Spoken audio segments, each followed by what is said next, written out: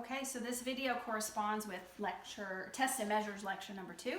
We are going to do a video demonstration of passive physiological intervertebral motion to start. So earlier in our test and measures, we looked at active range of motion.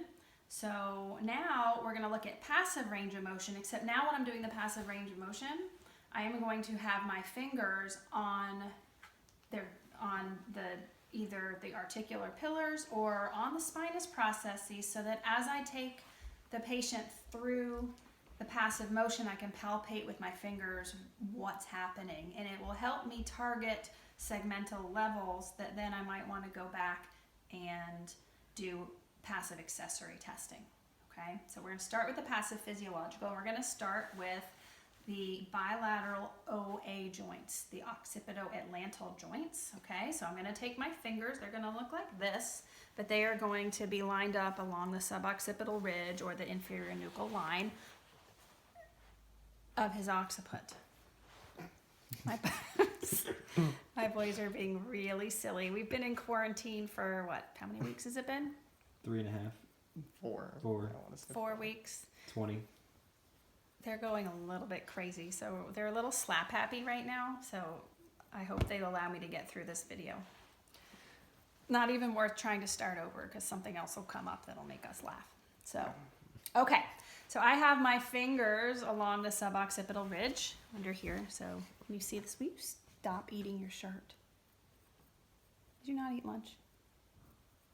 You watched me eat lunch. I did. Okay. So what I'm going to do here is passively, and Ethan, you can relax. So you can see we've switched patients. So this is my oldest, Ethan. Yep. Okay. And now the tall one with the crazy hair is being the videographer. So you can tell me at a later date which one did a better job of videotaping. So, okay. What I'm going to do is I am passively, so he's relaxed, and I just tell him to just relax, let me move you. And I am going to create OA forward bending. So it's a gentle nod. You do not need to help me. Okay. And what I'm feeling for bilaterally, so on this side, on the right side, I'm feeling for that posterior slide that has to occur at the joint. Okay. As I am forward bending him. And then on the left side, I'm feeling for the same thing. And I'm just looking to see if I feel a difference and whether or not I can appreciate motion at those two joints. Okay. Later, I'm going to come back with the accessory testing, and at the end range here, I will create a spring to assess the accessory motion, but we're going to come back to that. So just realize a lot of these passive physiological motions are going to look a lot like what I do with the accessories. Okay. Now, for AA rotation, we've talked about this a couple times already, that in order to assess rotation at C1, C2, okay, which is where at least half of the motion of our cervical spine comes from, okay, what I need to do is I need to lock the mid to lower cervical spine somehow. So what I'm going to do is I am going to bring him up into flexion, okay. Now, you don't do anything, you let me move you, okay. And I bring him into maximal flexion. I'm adequately stabilizing his head, and then I'm going to passively rotate him. Okay, I should get 45 degrees to each side. Okay, there's really not a lot for me to palpate with my fingers here. I'm really just looking at range of motion, but I can get a sense with my hands back here along the pillars in the upper region of the cervical spine as to whether or not movement is occurring. So that is for AA or C1-2 passive physiological rotation. Okay, now, your pants were ringing. That's an email. Yeah, okay. Scooch back for me just a little bit. Now, I do want, no, just an inch or so, you're just a little too far. Now, what I want you to realize with this table right now is too low for me, so I'm going to do my best to keep my body mechanics as good as I can keep them. But ideally, I'd probably have the table higher, but since I'm not at my office and we're at home, I only have this treatment table, which is really a massage table. So for passive physiological flexion, if you think about what happens, we know that upglides occur at the facet joints, And we should also feel separation of spinous processes. So I am going to hold and support his head, but if you can see my fingers back here, you come look, can you see? Okay, are gonna be palpating along the articular pillars. I could also have my fingers in between the spinous processes. And what I'm gonna do is I passively bring him up into flexion, okay? I'm starting in the lower cervical spine with my fingers. I'm just trying to appreciate, am I feeling up glide occurring? Or am I feeling separation of the spinous processes? So I can repeat the motion and then move my fingers up a level or two. You don't need to help me. As I bring him up into flexion, and I'm just trying to get a sense, is there opening between spinous processes as I bring him into flexion, okay? And I'm also, you can see, supporting his head a little bit on my belly, okay? So it's just gonna help me target a particular area of the spine that may be having trouble moving, that I can then go back to with very specific testing to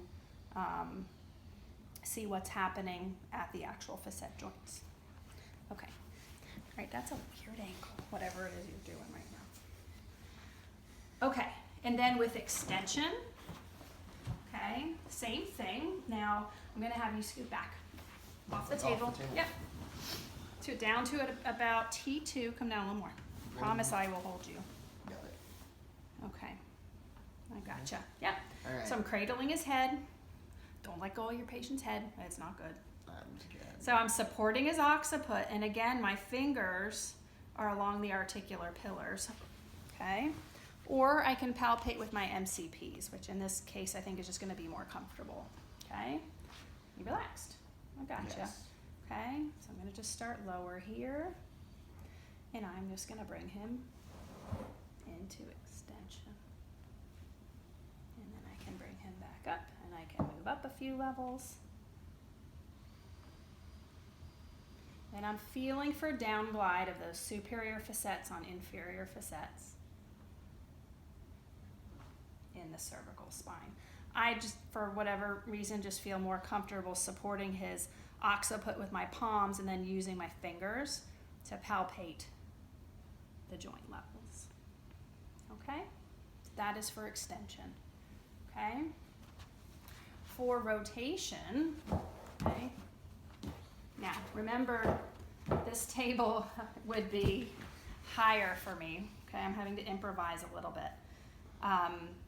For rotation, okay, if I'm going to assess his rotation to the left, I know that his facet joints on the right side need to go into an up glide, okay? So with my left hand, I am supporting his occiput. I'm using my MCP of my right index finger. I'm going to pick a level to start. Okay, and so I'm just passively going to bring his neck into rotation. Okay, and I'm just feeling along my MCP joint at different levels, up glides or rotation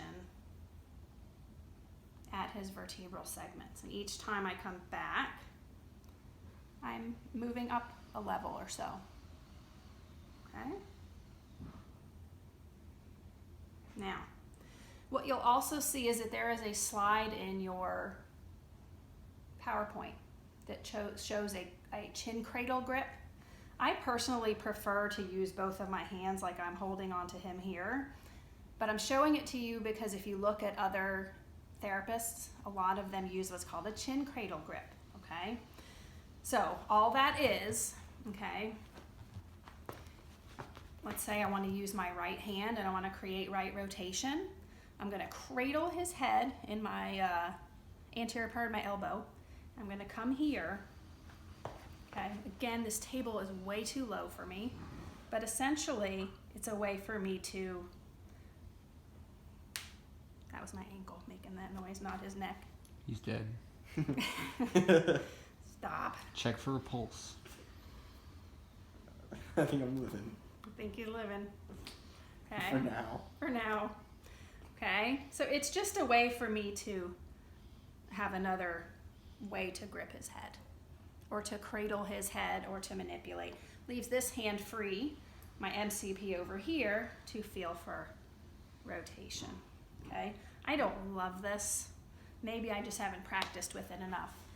I would prefer I got your head, you can let it go. Okay. You're still gonna be living. I was just helping you. I don't need your help, but thank you. I just prefer to hold here, use here, and then rotate. It feels better.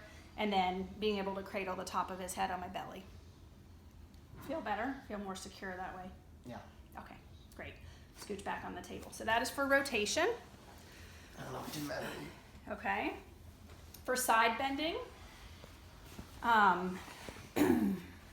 side bending is similar.